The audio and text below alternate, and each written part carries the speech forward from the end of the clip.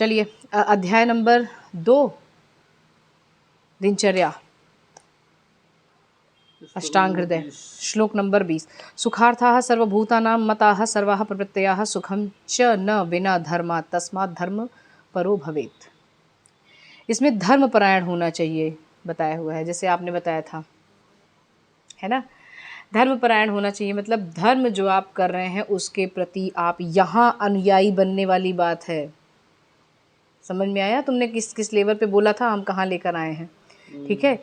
अब जो तुम धर्म के बारे में आयुर्वेद के अकॉर्डिंग धर्म जानते हो कि अपना कर्म ही धर्म है, उस पे परायण होना है। मतलब ये है, आप उसी पे ही लगे रहें, किसी भी कंडीशन में आपको वहाँ से हटना नहीं है। वो अपना धर्म का पालन करते रहना है। कौन सा धर्म? कृत्य धर्म, जो भी काम कर रहे हैं वहाँ कृत्य धर्म। अभी यहाँ पे मैं पढ़ा रही हूँ तो मैं वैद्य थोड़ी हूँ। अभी तो हम जो है शिक्षक हो गए ना। अभी जब खाना बनाने लगेंगे तो भाई हम कुक वाले धर्म, गृहिणी के धर्म में जाएंगे। फिर जब बच्चे को देखेंगे तो बच्चे को जो है मतलब मैं एक माता का धर्म निभाएंगे। जो कर रहे हैं जो कर्म है उस पे परायण होना है। इट मीन्स कि वहाँ पे मन लगा के करना है। इसीलिए परिचारक में भी ये चीज़ें गुण आए हुए हैं कि दक्ष तो हो, डेफिनेटली दक्ष होना चाहिए, वैद्य के भी बताए हुए हैं और यहाँ भी बताया परिचारक में भी, लेकिन उसमें प्रेम भाव भी हो, ये भी बताया हुआ है। क्या चिकित्सक में प्रेम भाव नहीं होना चाहिए? उसकी व्याख्या कहाँ की गई हुई है? उसकी व्याख्या वहाँ की गई हुई है, चरक ने बताया हुआ है कि अपने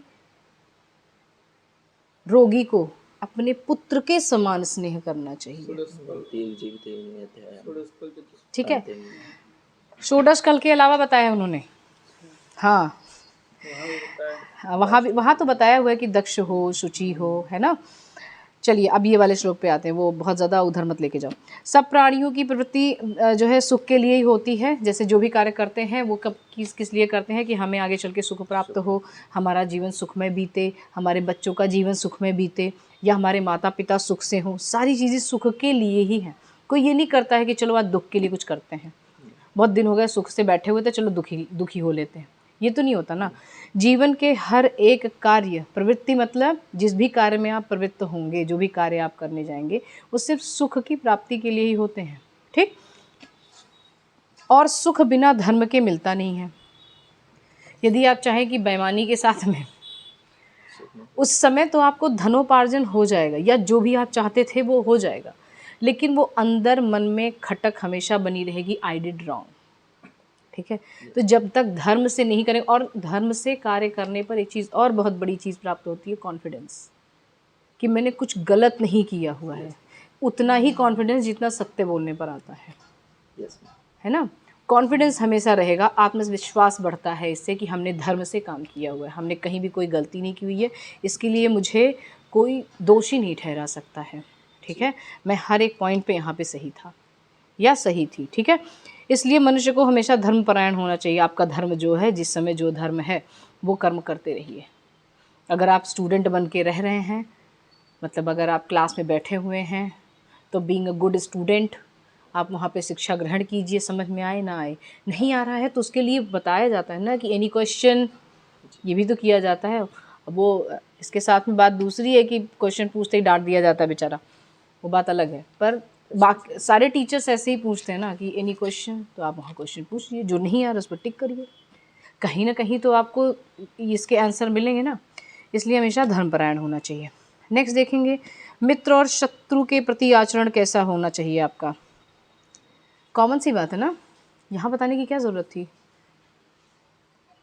ये तो आपको माता पिता भी बता सकते हैं, शास्त्र क्यों बता रहा है आपको कि मित्र से कैसे व्यवहार करो। कहाँ ही बताएगा, तुम्हारा ठेका लिखा रखा है शास्त्र ने कि तुमको सब कुछ बताना है उसे। ये क्या बात होती है। आचार्य जरा कुछ संपूर्ण दिनचर्या बता दीजिए, जो भी दिन में आप काम कर सकती हैं, जो करने चाहिए। आपको इसके पहले नहीं पता था कि मित्रों के साथ व्यवहार कैसा करना है, शत्रुओं के साथ व्यवहार करना है। और चिकित्सक बनने के बाद में कहाँ मित्र कहाँ शत्रु हो गए आपके। आगे उन्होंने ये भी बताया हुआ है, वैद्य चिकित्सक धर्म का उपयोग करते हुए आपको ये भी जज करना है कि सामने आपके किस प्रवृत्ति के लोग बैठे हुए हैं, ठीक है। आपके मित्र कौन हैं, कल्याण करने वाले मित्रों पर हमेशा जो है श्रद्धा रखनी है और उनसे हमेशा मिलजुल के रहना है, और जो कल्याण नहीं करना चाह रहे हैं आपका, उनसे दूर रहिए। अभी कैसे बताएंगे, दूर से कहेंगे हम कल्याण करना चाहते हैं आपका या हम नहीं करना चाहते, कोई ऐलान तो करने वाला है नहीं, है ना। यू हैव टू जज, ठीक। आपको समझ में आना चाहिए, इतना आपको शास्त्र पढ़ने के बाद में इतना आपको मैच्योर हो जाना है कि आप अपने मित्र और शत्रु के प्रति कैसा रहेगा? डिफ्रेंशिएट कर पाएँ। उसके बाद उनसे व्यवहार वैसा ही करना है। और ऐसा भी नहीं कि तुम मेरा कल्याण नहीं चाहते, दूर हो जाओ मेरी नज़र से, ये भी नहीं करना है ना। सबकी ट्रिक अलग अलग होती है। आगे चल के आचार्य ने ये भी बताया हुआ है कि किन लोगों से दूर रहना है, जो लोग राजा के द्वेषी होते हैं, ऐसा भी इन्होंने बताया हुआ है। जो लोग वैद्यों को नहीं मानते हैं, जो आपके धर्म को नहीं मानते, अपने धर्म को नहीं मानते हैं, जो पापी हैं, इनसे लोगों से दूर ही रहना है। तो वही है शत्रु, आपके भी शत्रु हुए, वो तो पूरे समाज के शत्रु हो जाते हैं, ठीक है। एक चीज़ और आती है एग्ज़ाम के लिए, ये नोट डाउन कर लेना, 21 नंबर का श्लोक, दशविध पाप समीक्षा 21-22। हिंसास्ते अन्यथा कामम पैशून्यम पारुषानृते सभिन्नम आलापम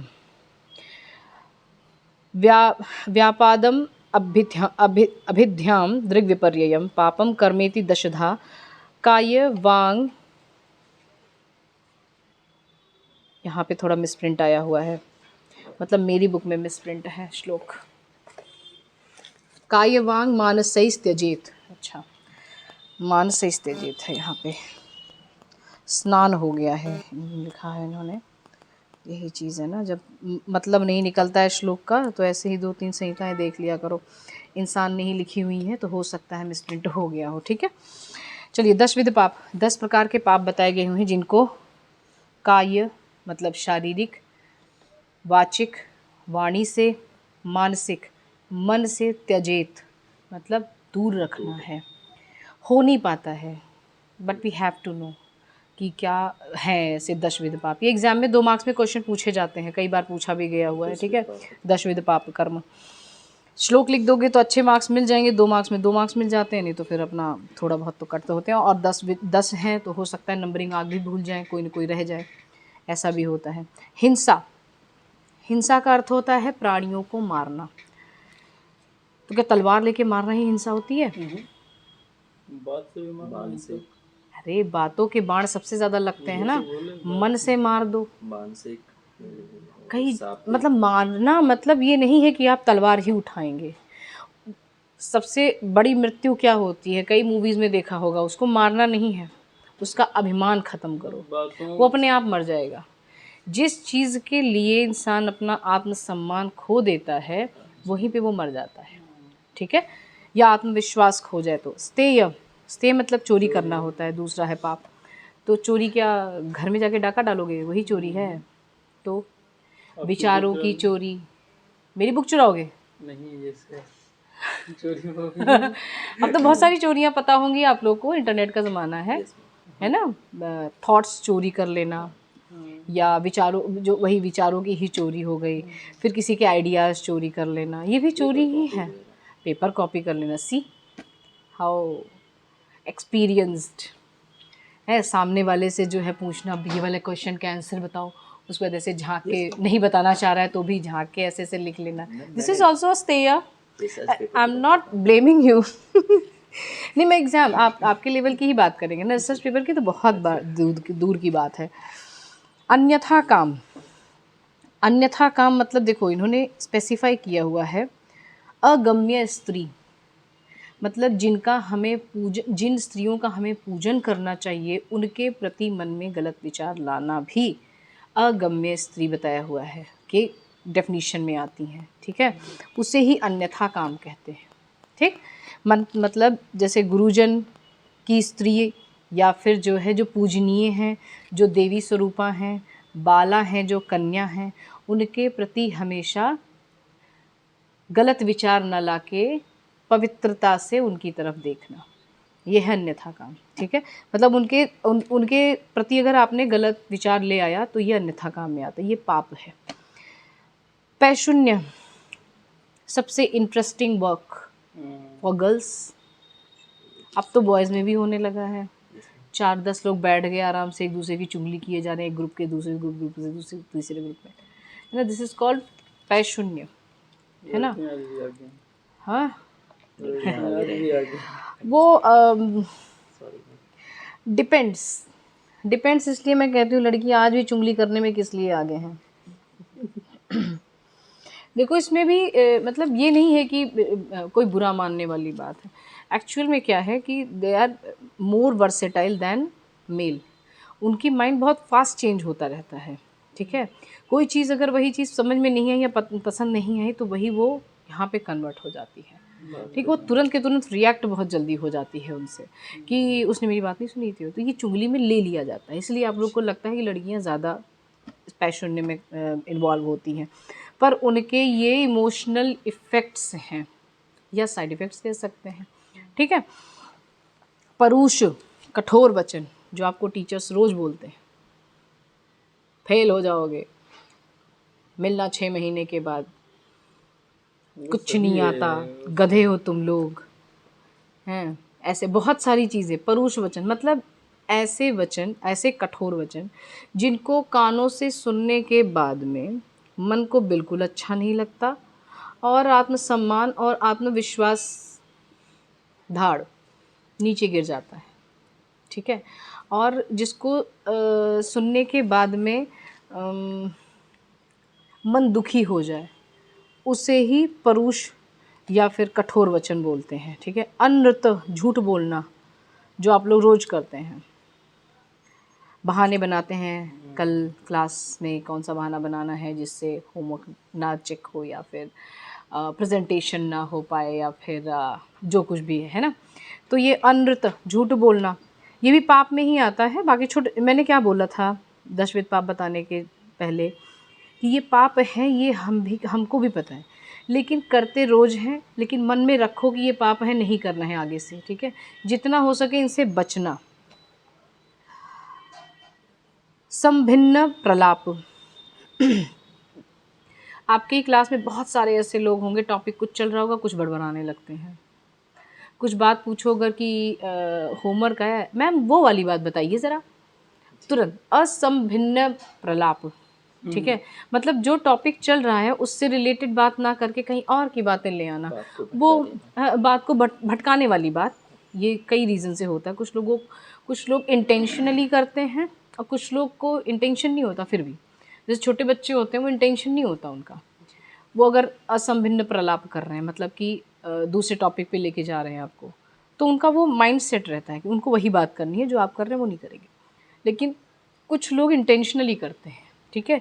ये दोनों ही मतलब जो इंटेंशनली नहीं करते वो तो पाप में नहीं लिया जा सकते, बट इंटेंशनली करने पर ये पाप में आते हैं।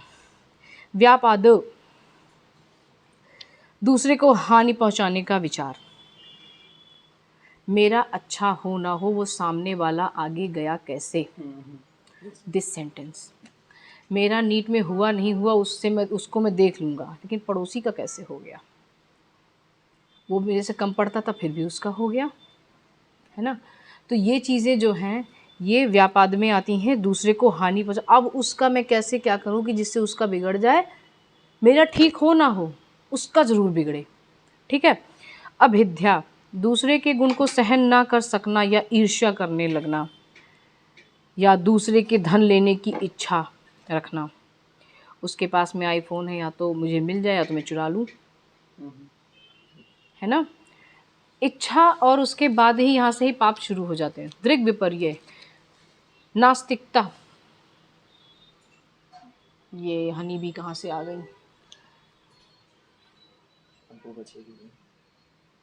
नहीं ऐसा कुछ नहीं है, पता नहीं, ईश्वर जाने किस लिए आई हैं। दृग्विपर्य नास्तिकता या आप्त वचनों में अश्रद्धा रखना।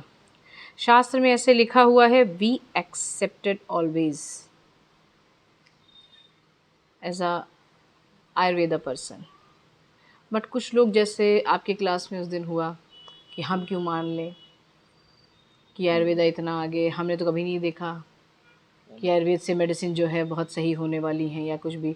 अश्रद्धा रखना आप्त के वचनों पे, आप्त मतलब जो आचार्यों ने लिखा या जो बड़े बूढ़े कहते हैं कि कोई आए तो उनका सम्मान करो, उसमें भी अश्रद्धा रखना, ये सारी चीज़ों में दृग् विपर्य आता है। दृग् मतलब देखना, विपर्य किस चीज़ को उल्टा देखना, किसके चीज़ों को उल्टा देखना है, जो आपके बड़े बुजुर्ग कह गए हैं या आप सेंट लोग जो कह जाते हैं उनसे अलग ही देखना या फिर उनको फॉलो ही ना करना, वो चीज़ें दृग् विपर्य में आते हैं। ये 10 विध पाप कर्म बताए गए हुए हैं। इन पाप कर्मों को शारीरिक, वाचिक, मानसिक तीनों रूप में छोड़ देना चाहिए, जहाँ जहाँ जो चीज़ें आ रही हैं। ठीक है, अगर ये शरीर से आप पाप कर्म होने वाला है तो उसको भी छोड़ दो, अगर आप मन से कर रहे थे तो भी छोड़ दो, वचन से कर रहे थे तो भी छोड़ दो। ठीक है, 10 विध पाप कर्म। Any question? आज समय कम है थोड़ा, आप लोग को भी घर जाना होगा। ठीक है, अब नेक्स्ट वाले से 23 है भैया, 22 के बाद में 23 आएगा ना। चलिए ठीक। एक लाइन का